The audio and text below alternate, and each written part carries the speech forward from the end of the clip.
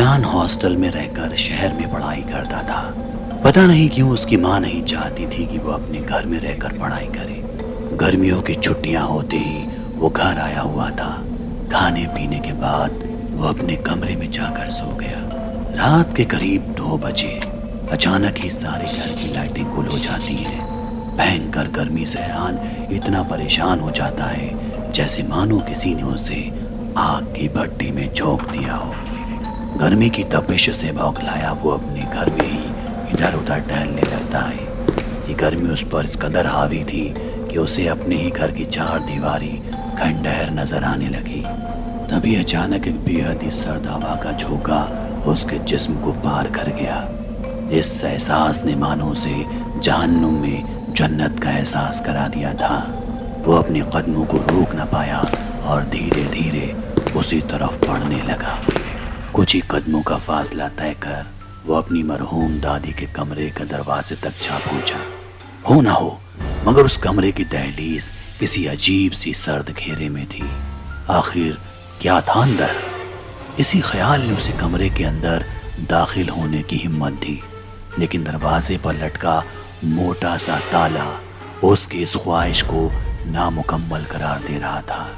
एक बार के लिए उसके जहन में उस ताले को तोड़ने का ख्याल भी आया, लेकिन उस पर बंधे उस लाल सुर्ख कपड़े को देख अयान के हाथों में मानो लकवा सा मार गया। जरूर ये सब कोई जादू टोना था, लेकिन अयान का शहरी दिमाग इसे समझने को राजी नहीं था। खैर वो रात कट गई और अगली सुबह अयान ने अपनी माँ से रात के वाक़ये का जिक्र किया और पूछा, माँ क्या मैं उस कमरे के अंदर जा सकता हूँ?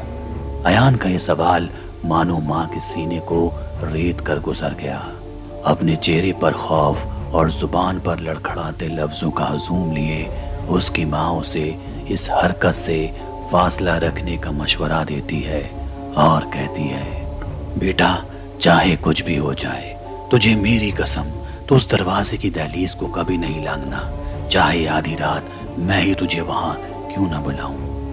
माँ की आंखों में आंसू थे। इस वक्त अयान का कुछ भी पूछना मुनासिब नहीं था। वो चुपचाप माँ की बात पर राजी हो जाता है और ये बात वहीं आई गई हो जाती है। उस वाक़ये को अब करीब 22 दिन बीत चुके थे।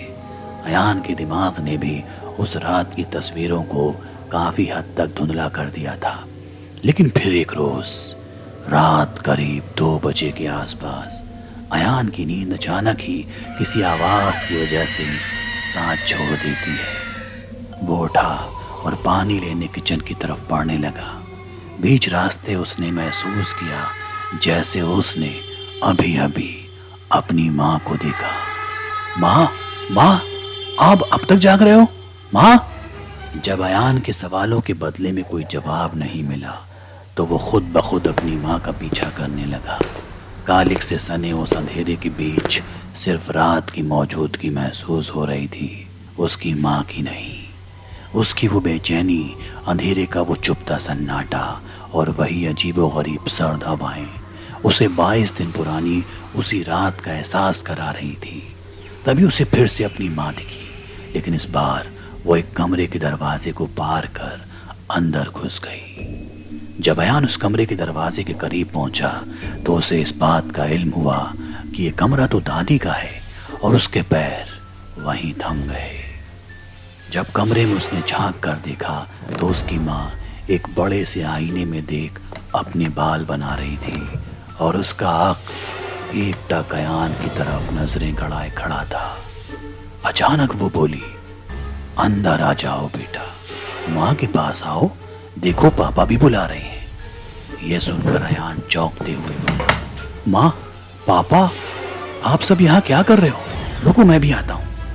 ये बोलते हुए कमरे के अंदर की तरफ बढ़ ही रहा था कि अचानक उसे उसकी दादी की आवाज़ सुनाई दी, आ जाओ बेटा, हम सब के सब यहीं हैं।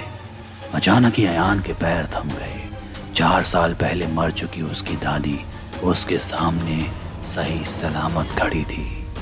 ये कैसे हो सकता था? ना मालूम ये कमरा अपने अंदर और क्या क्या राज छुपाए था।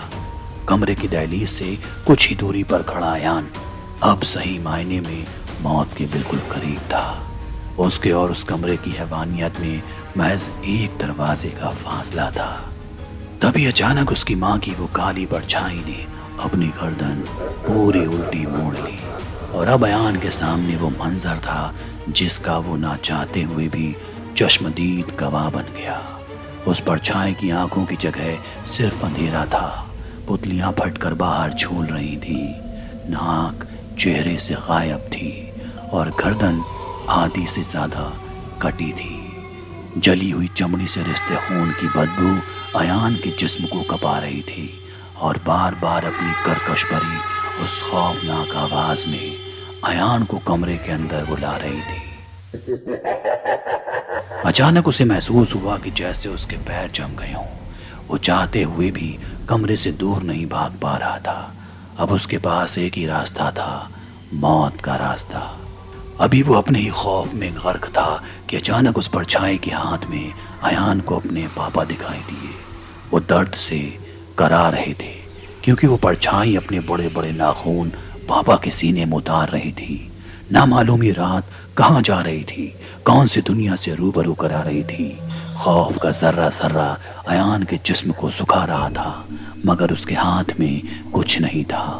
تھوڑی ہی دیر میں پتا کے جسم سے نکلتا خون ایان کے پیروں میں پھیل گیا، لیکن باوجود اس کے رات کے آخری چھوڑ تک اس نے اپنی ہمت باندھے رکھی، اور اچانک ہی اگلی صبح کی روشنی اس کے دروازے سے ٹکرائی۔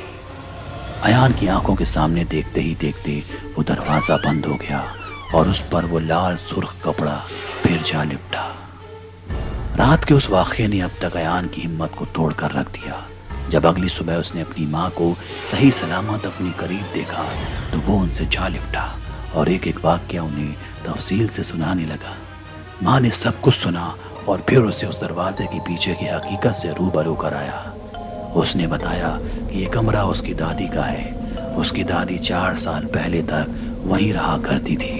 ان کی موت کے بعد اسے بند کر دیا گیا تھا کیونکہ اسی کمرے میں وہ کالی ودیا کا پاٹھ کر بھوت پریتوں اور چڑیل ڈائنوں کو خوش کیا کرتی تھی۔ اپنے انتم وقت میں انہیں معلوم تھا کہ ان کے جانے کے بعد یہ پوجا پاٹھ بند ہو جائے گی اور اس کے بعد یہ بری آتمائیں باہر آ جائیں گی۔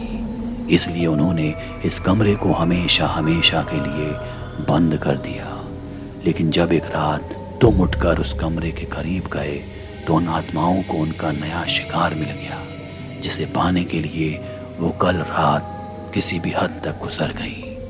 لیکن ایان کی ہمت نے ان کے منصوبوں کو کامیاب نہیں ہونے دیا اور ایک بار پھر ان بری شکتیوں کو اسی دروازے کے پیچھے قید رہنا پڑا۔